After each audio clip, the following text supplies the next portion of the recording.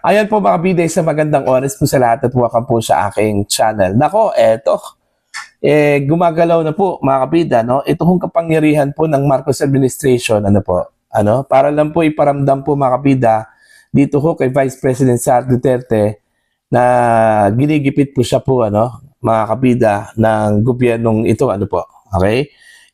Ginamit na po nila mga kabida ito hong Commission on Audit, ito hong Securities and Exchange Commission, pati ang Anti-Money Laundering Council po mga kabida, para lang po imbestigahan ito hong si VP Sara mga kabida, pati na rin ngayon ito hong Bureau of Internal Revenue po nakisali na rin mga kabida.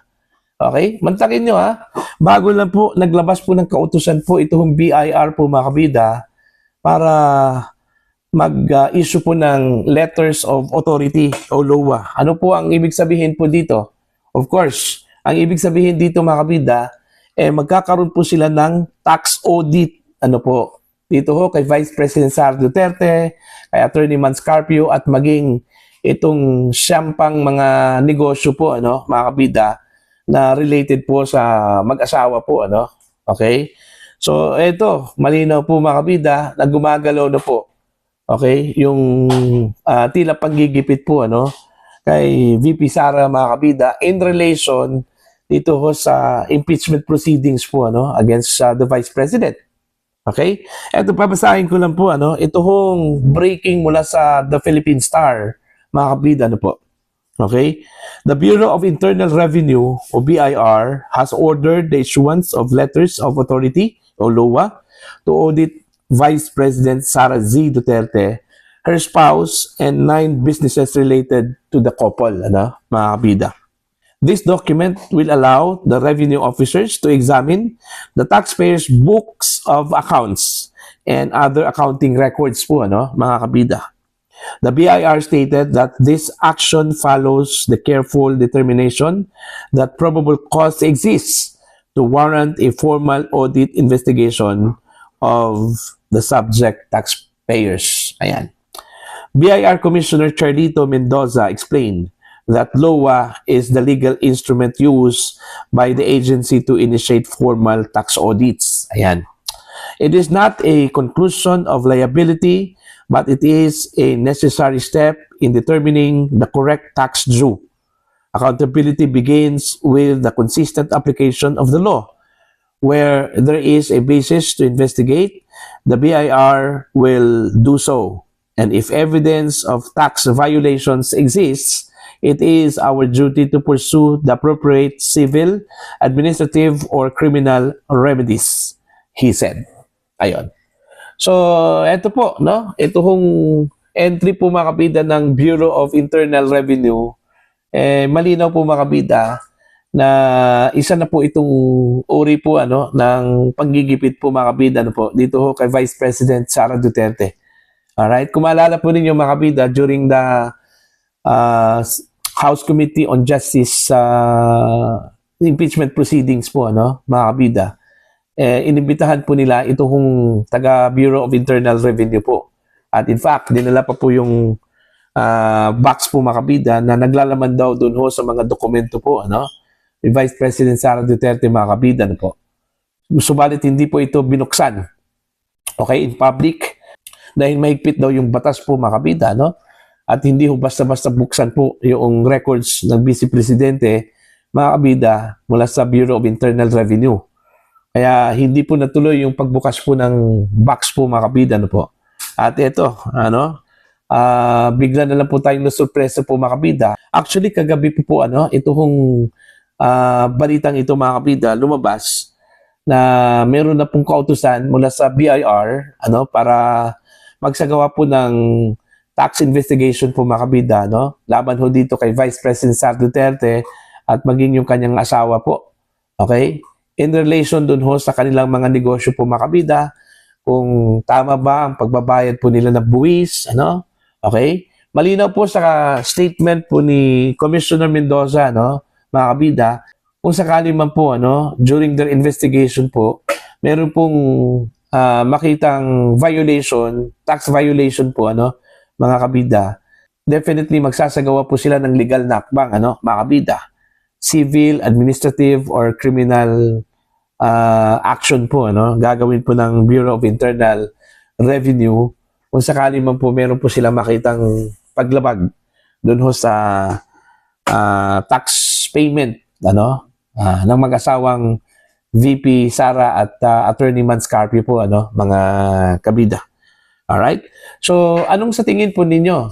Okay, dito ho sa pag-entra po mga kabida, no, ng BIR, alright? Ginamit po talaga, no, ng gobyerno yung kanilang kapangyarihan ho dito, ano po, mga kabida. Okay?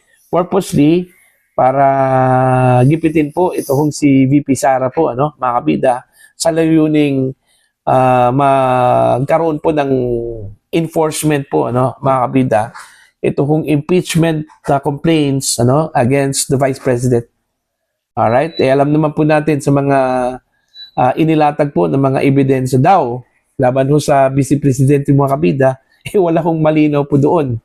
Okay? Na pwede hong to pin down the Vice President po, ano, mga kabida, ano po. Kahit na po yung mga testimonya po mga kabida ng mga witnesses daw nila, ano, kagaya na lang po ni dating Senador Antonio Trillanes IV, Ramil Madriaga, ano, mga kabida, pati ito hong AMLAC, okay, na naglabas po ng bank records po, ano, ng Vice Presidente at maging sa kanyang asawa po mga kabida, which is according to some legal experts, malinaw po na paglabag po, ano, sa bank secrecy law, mga kabida, ano po. Okay? So, sa bagay, wala naman pong imposible po, ano, sa kasalukuyang administrasyon eh. Lahat po ay posible po, ano, mga kabida. Kaya hindi po nakapagtataka po mga kabida kung bakit yung mga ahensya po ng gobyerno ay sabay-sabay po mga kabida na ginamit po, ano, against the Vice President. Okay? Ito lang Commission on Audit eh. Okay? Very surprising po. Okay? Kasi kung maalala po niyo mga kabida, last year, naglabas po ng unmodified opinion po, ano, ito hong Commission on Audit. Actually, tatlong magkasunod po na taon, ano, naglabas po sila ng unmodified opinion po, ano, dito ho sa paggamit po mga kabida ni Vice President Sara Duterte ng kanyang hong pondo, ano, maging ito hong kanyang confidential funds po mga kabida, ano po. Wala hong problema eh. Okay? Sunod-sunod po yun, ano? Sunod-sunod na taon. Nagkaroon po ng unmodified opinion po, ano, ito hong Office of the Vice President, ano po, mga kabida. Tapos bigla na lang po tayong nagulantang po, ano, mga kabida, nung naglabas po ng Notice of Disallowance, ito hong Commission on Audit, ano, mga kabida, during sa kasagsagan po mga kabida, no, ng impeachment proceedings, ano, against the Vice President. Alright? Mantakin nyo ha, puro mga bago po. Bago ang commissioner po, ano, ng COA, bago ang executive director po ng AMLAC, no? Ito hong Anti-Money Laundering Council po, ano, mga kabida. Okay? Pati yung National Bureau of Investigation, bago din, ano, mga kabida. Nakisali na rin po. Okay? Nagsagawa po ng investigasyon patungkol ho sa sinasabi ho nilang death threat daw, ano, na binitawan po ng Vice Presidente against President Marcos, First Lady Lisa Marcos, at maging ito hong kay dating House Speaker Martin Romualdez po, ano, mga kabida. So, lahat-lahat po, they gang up po mga kabida, no, against the Vice President. Okay?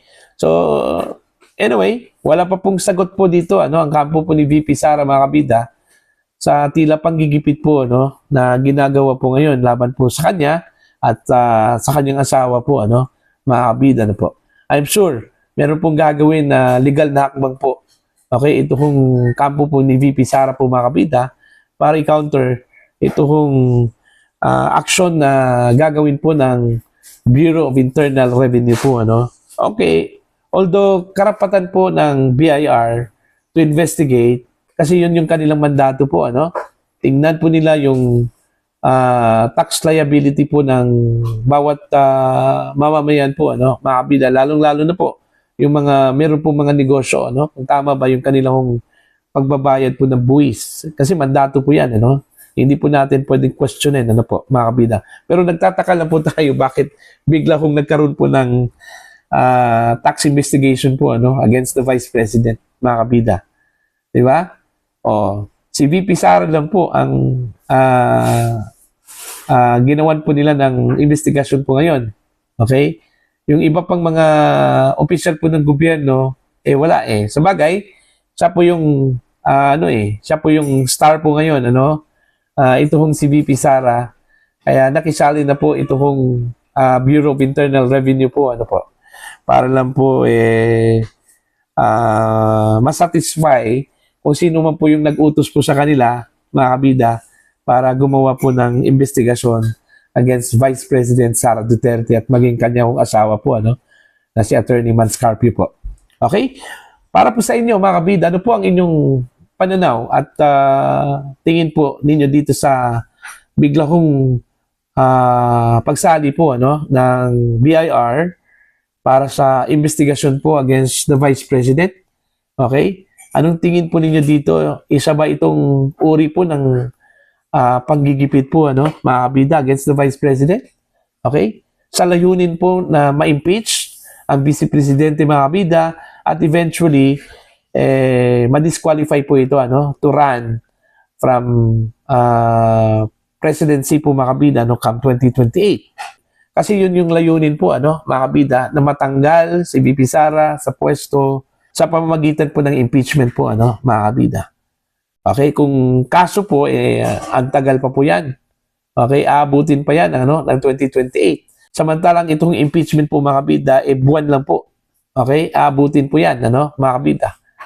So, malamang, bago ho mag-2028, magkakaroon na po ng desisyon ang impeachment court kung guilty ba itong si Sara Duterte o hindi, mga kabida, po. Pero dito pa lang sa nakikita ho, mga kabida, na paggamit po ng gobyerno ng full force of the law para lang po habulin ito kung si Sara Duterte, malamang.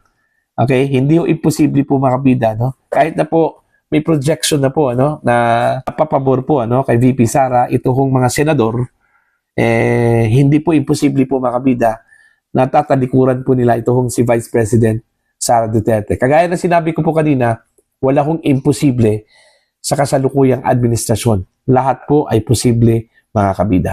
Para sa inyong pananaw at opinion po, mga kabida, please comment down. Sa mga hindi po subscriber po sa aking channel, please subscribe. Just click the subscribe button, click the notification bell, click all para updated po kayo, mga kabida, sa aking mga uploads. Maraming salamat po sa inyo lahat.